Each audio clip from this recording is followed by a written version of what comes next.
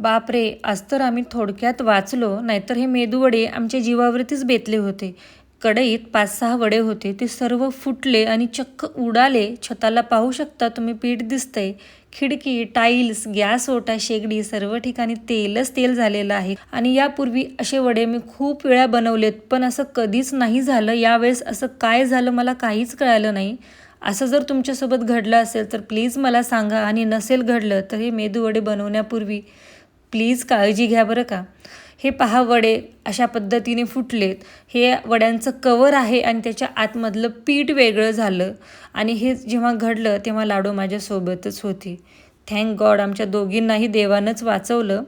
आणि जेव्हा पहिला वडा फुटत होता तेव्हा ती माझ्यासोबत असल्यामुळे मी धावतच हॉलमध्ये गेली आणि मी घाबरल्यामुळे ती अजून जास्त घाबरून रडायला लागली. त्यानंतर मी किचनमध्ये आले. गॅस बंद करायचा होता, पण जवळ गेली की दुसरा वडा फुटायचा. त्यामुळे मी खूप जास्त घाबरली होती.